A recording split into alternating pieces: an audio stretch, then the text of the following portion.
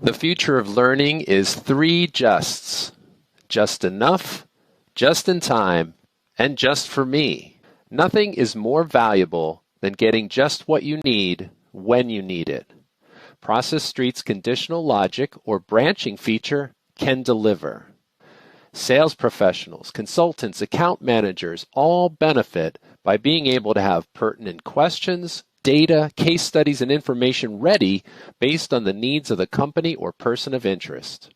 Let's see how one of these benefits by using Process Street's conditional logic in this video clip. In terms of uniqueness, when I go into the client information input, I have these free-form fields where I can note who the client is, what their account ID is, who is managing this account, and note their primary use case that we want to tackle. So we utilized Process Street's conditional logic to surface the most relevant resources to the client at the most appropriate time. So as you can see here for this use case, Datorama is again not one size fits all. There are many different things that a client can achieve within the platform. And we noted that even within this client onboarding. Some clients are going to onboard because they have a media performance use case. Others might be trying to do active data QA and governance, or some might be programmatic vendors. With Process Street's conditional logic, you'll note that when I change the dropdown here, the options on the left-hand rail also change as well, meaning that this checklist is surfacing the most relevant data and the most relevant steps for my specific client. This is, again, completely standardized, but completely customizable for my client's needs. So in this case, I'm going to pretend that my client wants to tackle the media performance use case.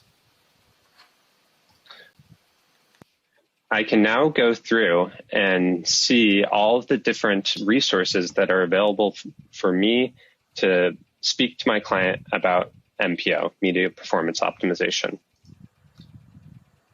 Within the checklist, which I can go through step by step, or I can jump around, I now see all of this relevant information that has been approved as common language, that has been approved as best practice. I can go through and I can note all of the things that I've sent to a client.